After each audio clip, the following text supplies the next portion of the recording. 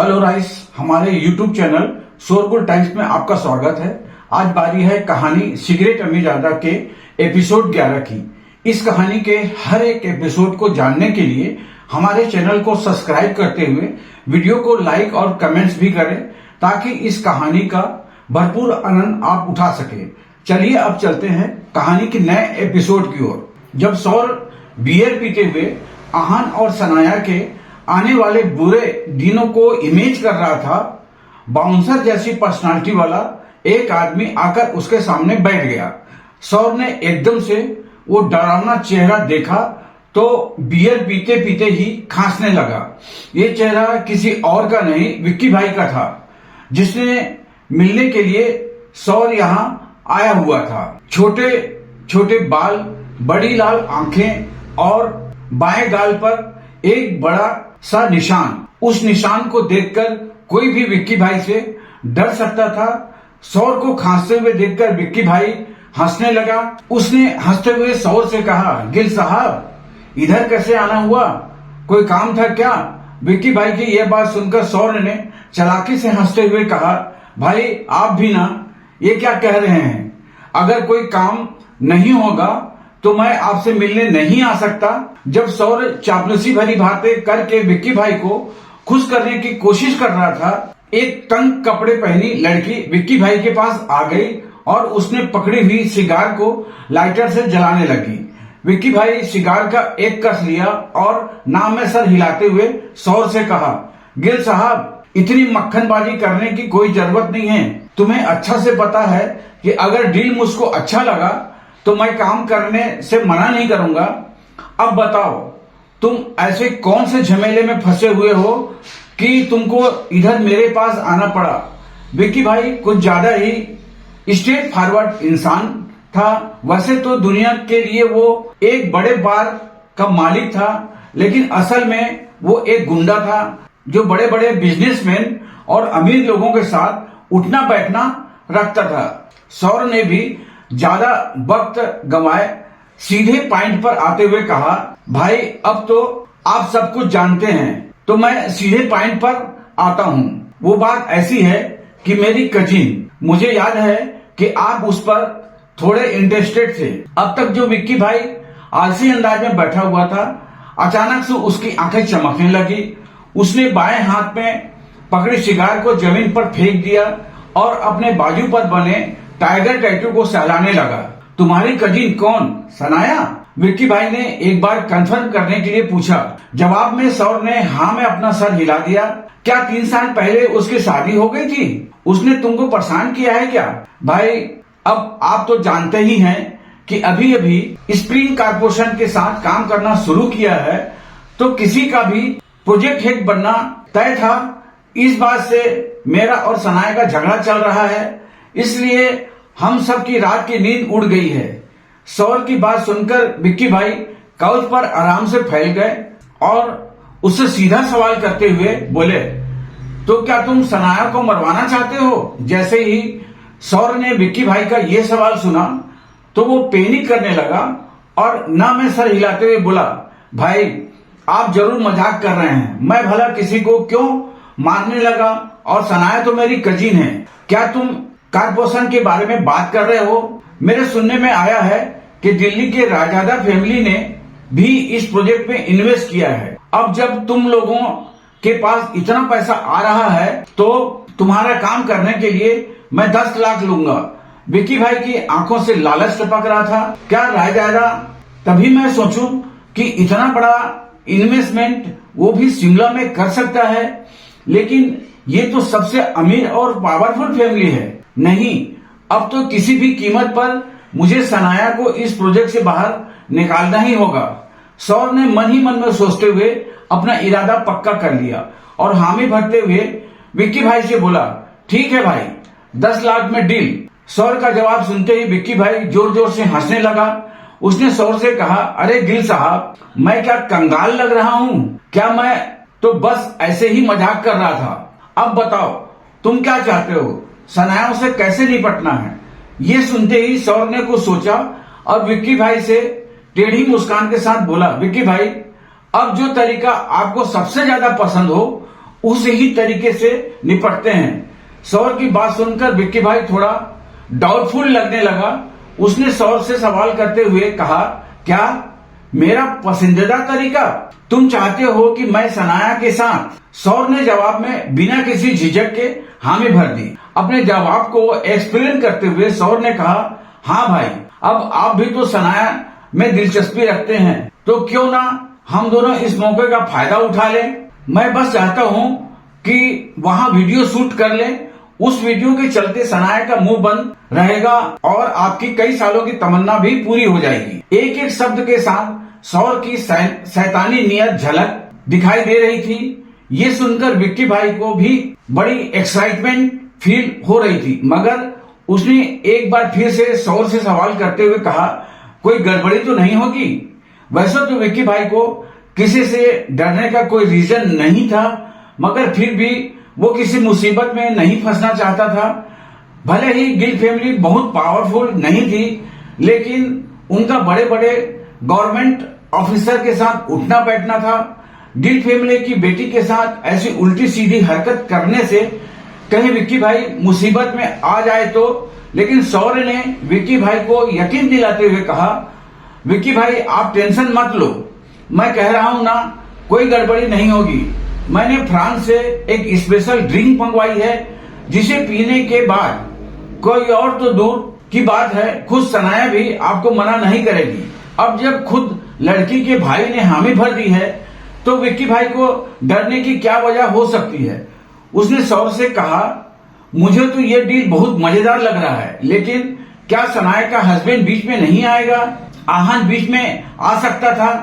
सौर की नजरों में आहान गिल खानदान का पालतू कुत्ता था, जिसे जब चाहे चुप कराया जा सकता था और जब चाहे भौंकने को उकसाया जा सकता था। और वैसे भी सौर को आहान से भी तो बदला लेना था। सौर ने कुछ सोचा और विक्की भाई से कहा, विक्की भाई, जब आपके लिए किसी लड़के की हड्डियां तोड़ना कब से मुश्किल का काम हो गया? अगर आहान ने बीच में आने की कोशिश की तो उसकी थोड़ी सी खातिरदारी कर देना।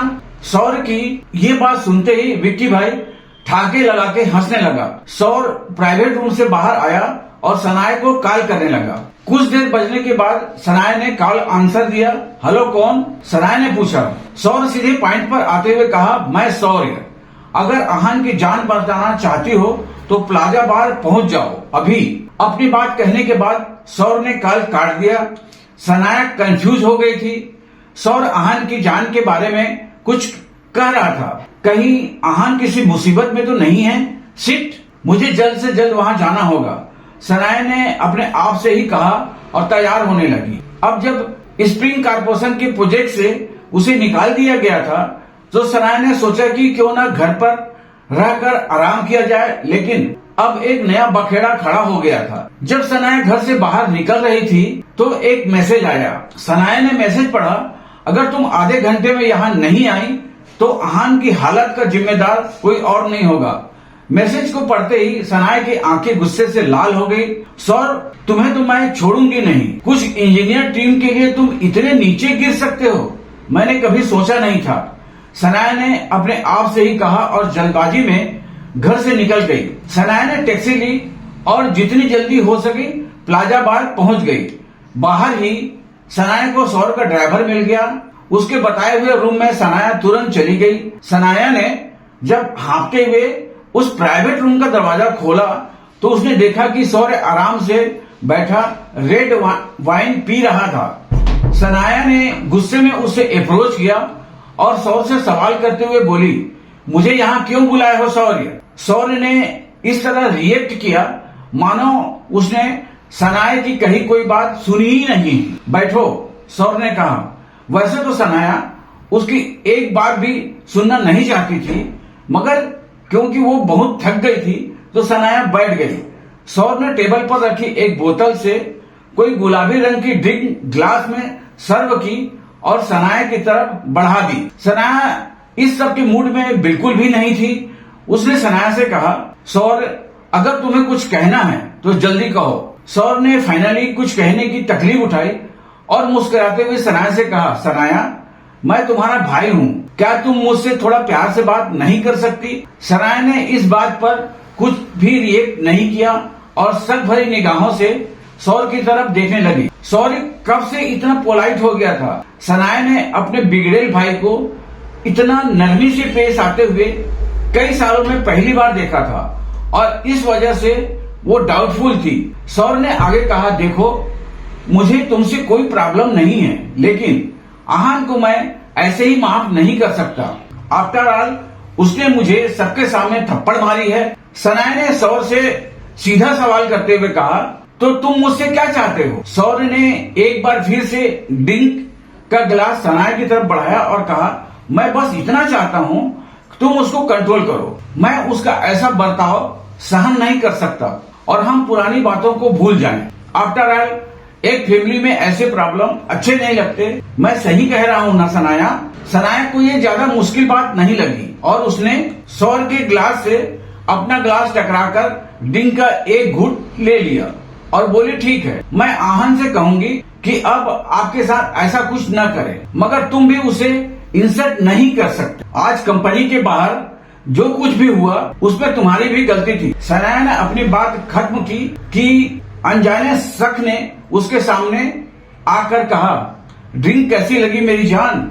सनाया उस आदमी के चेहरे पर लगा घाव देखकर डर गई, मगर अपनी घबराहट छिपाते हुए सनाया ने सौर से पूछा, ये कौन है सौर? सनाया को कुछ अजीब सा महसूस हुआ, इसलिए वो उम्मीद के साथ सौर की तरफ देखने लगी, मगर सौर खड़ा हो गया और टेढ़ी मुस्कान के साथ सनाया की तरफ देखने लगा। उसने सनाया से कहा, सनाया, इसे मैंने तुम्हारे लिए ढूंढा है। उस आहान से ये कई गुना अच्छा है। हाँ, तुम्हें बहुत सेटिस्फाई भी कर सकता है। सौर की बात समझने की कोशिश करते हुए सनाया ने विक्की तरफ देखा और वो समझ गई कि अब वो सौर के चंगुल में बहुत बुरी तरह फंस गई थी। सौर, तुम्हारी हिम्मत कैसे हुई? सनाया ने कहा। वो सौर का कॉलर पकड़ने ही जा रही थी कि उसका सर चकराने लगा। वो सनाया काउच पर लेट गई। सौर, तुम मेरे साथ ऐसा कैसे कर सकते हो? अगर दादाजी को पता चला तो वो तुम्हारी जान ले लेंगे। मुझे यहाँ से ले चलो सौर। सनाया चिल्लाती रही, लेकिन न ही सौर और न ही विक्की उसकी बात सुनने वाले थे। असल में जो ड्रिंक सनाया ने पी थी वो एक तरह से ड्रग्स था, जिसके बारे में सौर ने जिक्र किया था। एक घुट के बाद ही सनाया अपना होश खोने लगी थी। सौर और विक्की सनाया की इस हालत पर हंस रहे थे। सौर ने दरवाजे के पास जाकर कहा, भाई आप मजे लो, मैं निकलता हूँ। विक्की ने हामी भर दी तो सौर कमरे से बाहर चला गया। मेरी जान, मैं आ रहा हूँ, विक्की ने एक घिनौनी मुस्कान के साथ कहा। भले ही सनाया को सब क्लियरली दिख नहीं रहा था, लेकिन वो एक हट्टे कट्टे आदमी को अपनी तरफ आते हुए देख पा रही थी। दूसरी तरफ आहान अभी अभी अपने ऑफिस से बाहर निकला था। आज सनाया घर पर है तो मैं जल्दी से जाकर उसके लिए खाना बना देता हूँ। कितने दिनों के बाद हम दोनों घर पर मम के साथ मिलकर लंच करेंगे। आहान मन ही मन में कहा और पार्किंग से अपनी बाइक निकालकर घर जाने लगा। कुछ देर से उसे दिल में थोड़ी बेचैनी से हो रही थी। ऐसा लग रहा था जैसे कुछ बुरा होने वाला है, लेकिन आहान ने फिर फीलिंग को नजरअंदाज किया और जल्द से जल्द घर जाने लगा। आहान जब सिग्नल पर रुका तो उसने देखा कि किसी बड़े से बार से सौर बाहर निकल रहा था और उसके चेहरे पर अलग ही तरह की खुशी नजर आ रही थी। सौर को देखकर आहान कंफ्यूज हो गया। उसने मन ही मन में कहा, क्या आज सुबह जो हुआ था उसके बाद सौर का इतना खुश होना थोड़ा अजीब नहीं है? ना चाहते हुए भी थोड़ा ज्यादा ही इंसल्ट कर दिया था, लेकिन ये तो मुंह छुपाने के बजाय पार्टी कर रहा है, बेशरम कहीं का। आहान ने देखा कि सिग्नल ग्रीन हो गया था तो उसने अपना वक्त नहीं गंवाया और सीधा चला गया। कुछ भी करके वो लंच के लिए लेट नहीं होना चाहता था। आहान को क्या पता था कि उस समय प्लाजा बार में उसकी वाइफ सनाया पर क्या बीत रही थी। अब क्या होगा? क्या आहान को कुछ पता चल पाएगा या फिर वो घर चला जाएगा?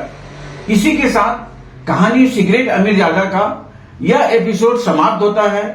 कल फिर मिलेंगे अपने नए एपिसोड के साथ। यदि आपने अभी तक हमारे चैनल को सब्सक्राइब नहीं किया है तो प्लीज अभी सब्सक्राइब करें और इसके साथ ही वीडियो को लाइक और कमेंट्स जरूर करें, जिससे हमें यह पता चल सके कि आपको यह कहानी कितनी पसंद आ रही है।